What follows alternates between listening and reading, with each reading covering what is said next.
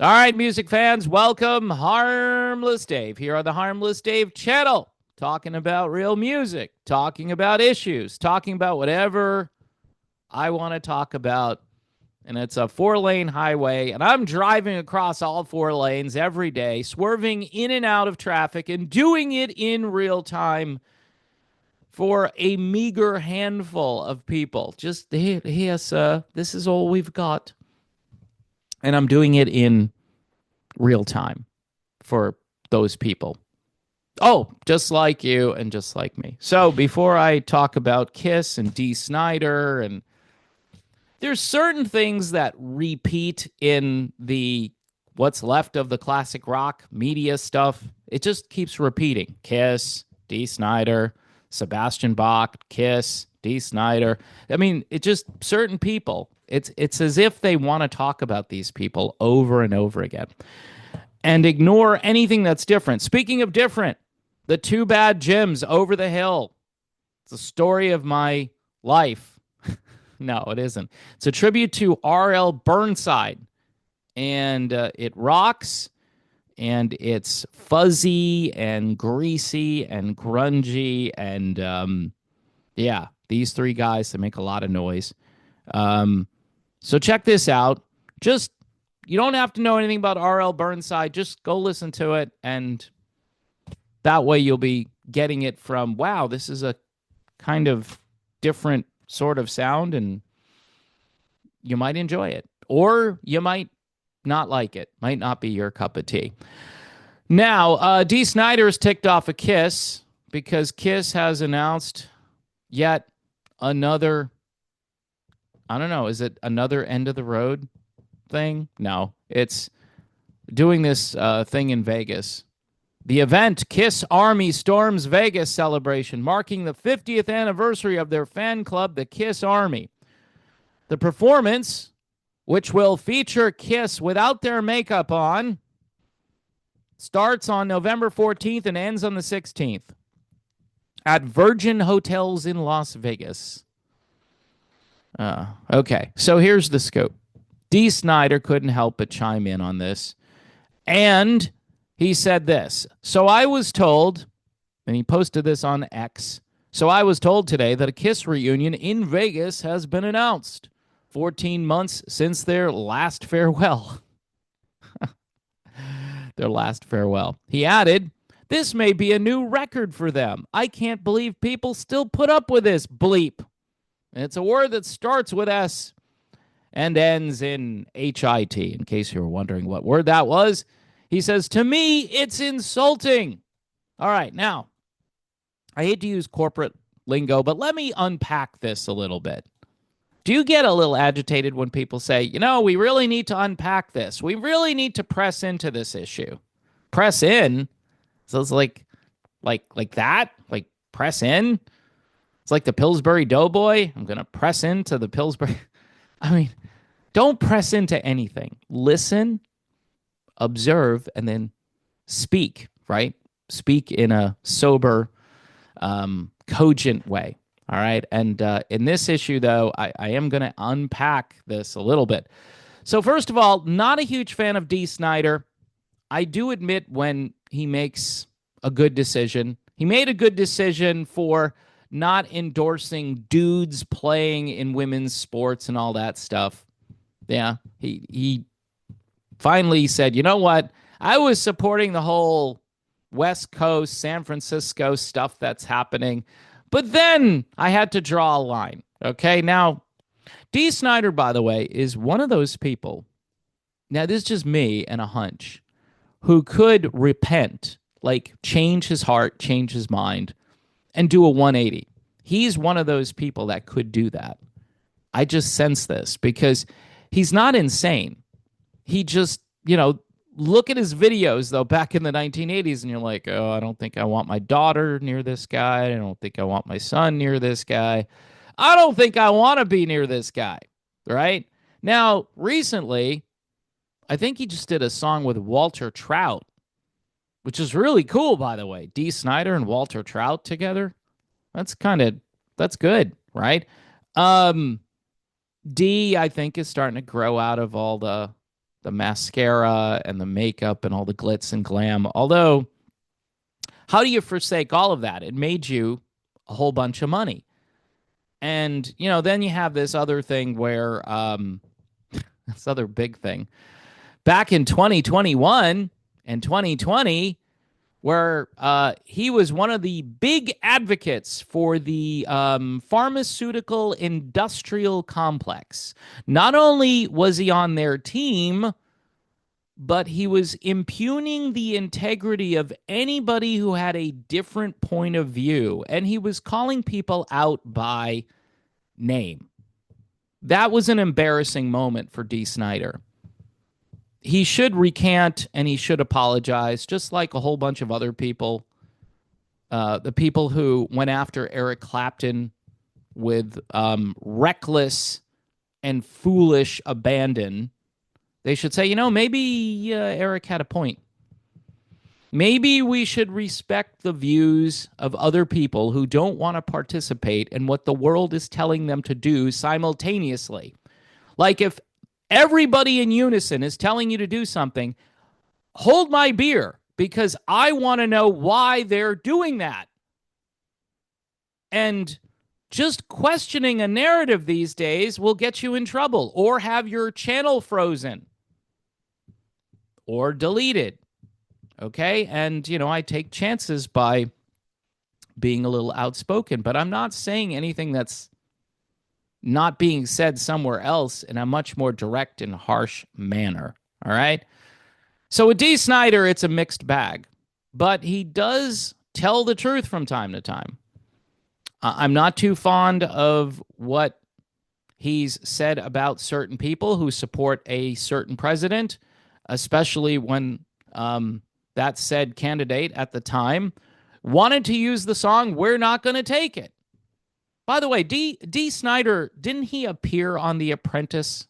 Wasn't he a contestant on The Apprentice? I think I vaguely remember that. I think Gene Simmons was too. So these two guys who are fighting about what's left of the classic rock world, they definitely benefited from the Orange Dude, right? Got some good publicity from it, probably sold a few albums, probably had people paying attention to their stuff again after how many years of not caring. Oh, yeah, remember Dee Snider? Remember that one song? Technically, there are two songs.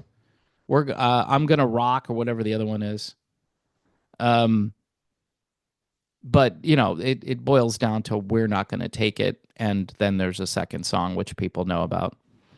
The point I'm trying to make here before I lose my train of thought is that Dee Snider has had his moments, right, where he's done and said stupid things, but I believe this guy could find Jesus Christ today. He could find him and believe on him and be a changed man. I just sense it. It's still possible. Now, do I care that much about Dee Snider's salvation? I care about everybody's life and their salvation, and they'll tell me that religion is a construct and it's just a fairy tale, and you believe in your sky god, and you talk as though you have this relationship with this entity or this being that doesn't exist, and it's just a crutch and an invention of man. I've heard all the arguments because people will hit me with them all the time. I've considered your arguments, and I find them weak, all right, based on what I see in the world.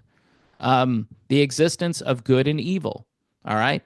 The fact that Western civilization was built on the back of good people who followed Jesus Christ. I would say on the backs of those people. So definitely going down a rabbit trail here about Dee Snider. My thoughts is he could be a good candidate as a Christian. And I think he probably would watch this and say, I'm insane. That's fine. That's fine. But I see that there's a little glimmer of sanity there. It's a little glimmer. When he goes down that road, there's something inside of him that will tell him, okay, maybe people shouldn't lie, right? Because Kiss continues to lie, but we're quitting. We're going to say farewell. Maybe they shouldn't do that. So it's really easy to call them out. And, you know, in his worldview, you would think it would be easy to understand why some people prefer good over evil. Some people think there are two genders, for instance. Some people think some crazy thoughts that there could be a God, because you can't just explain the world. The world doesn't make sense. It only makes sense in the backdrop of some kind, I'll say it that way, some kind of supernatural being or creator. That's the only way it can make sense. Our brains can't really figure it out otherwise. We'll just hit a brick wall, and you'll run into that time and again. And I still sometimes do that. But then I have to remember, well, I don't have all the answers. I don't. I'm going to have to trust. Well, that's just a cop-out. We need to be seeking and searching. Yeah, seek and search all you want. You won't find all the answers to all your questions. So, in any event, Kiss is doing the shows, and Dee is just saying, hey, you guys are lying. And I don't know. That's kind of my video. That's kind of my video. Dee Snider is a mixed bag.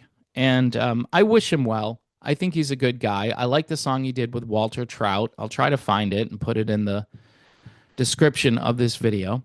And I think he's a salvageable human being in the sense that if he could just get a hold of what Jesus is all about, I think it would change him. And I think just knowing some of the things he said recently, he might be having a little bit of an awakening. As you get older, you're supposed to change. You're not supposed to stay the same. That's why it's crazy when these hippies are all running around, these older hippies, banging on the war drum. Let's send more money to Ukraine. It's just stupid. I don't get it. I don't get it. I've already done videos about that, with my most recent being about Neil Young and his opinions on certain people in the government. And I don't know. I don't know what happens to people. I guess when you're a member of a tribe, you will stick with that tribe, no matter how stupid they are, because you hate the other tribe so much. Not that your tribe is doing anything good, but the other tribe, I can't be affiliated with that. Those are the Neanderthal people who refuse to be enlightened. Those are the people that live in Appalachia.